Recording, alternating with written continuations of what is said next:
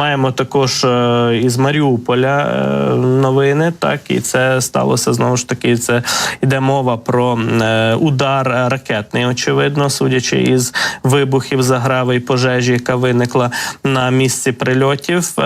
Це сталося вчора увечері, 22 квітня, на території тимчасово окупованого Маріуполя в районі Лівобережжя сталася велика пожежа. І за попередніми даними, приліт відбувся по розташуванню російських окупантів і по їхній техніці, тобто буквально по казармах, якихось складах техніки або гаражах із технікою.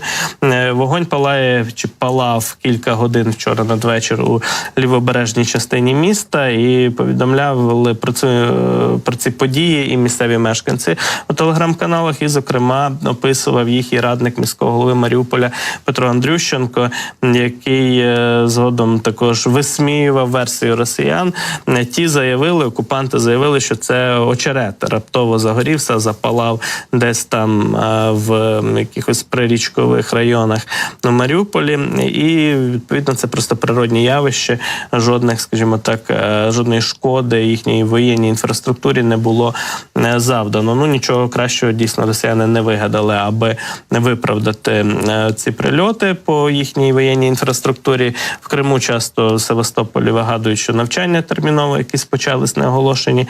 Тут у Маріуполі йшла мова вже про горіння очерету, про якусь пожежу природного походження. Хоча той же Андрющенко пише, що в тому районі, де горіло, немає ані річки, ані жодної іншої водойми чи калюжі, тому виключено абсолютно таку версію про займання очерету.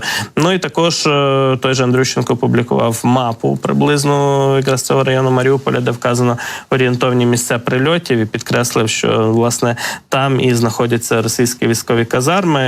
Нагадаємо, що 19 квітня в Маріуполі лунали вибухи в районі металургійного комбінату імені Ілліча. Ще раніше, знову ж таки, там прилітало в південних районах міста, теж у промзоні, де у росіян були розташовані пункти керування і інші воєнні об'єкти. У цьому випадку уражено було так само зону промисловості, колишньої промисловості міста, яку росіяни тепер використовують теж під розташування своїх воєнних різноманітних активів, і казарм, і, скажімо так, складів із технікою, з боєприпасами. Тому пожежа, яка вчора в Маріуполі виникла, це якраз ознака того, що вдалося точно уразити подібну ціль.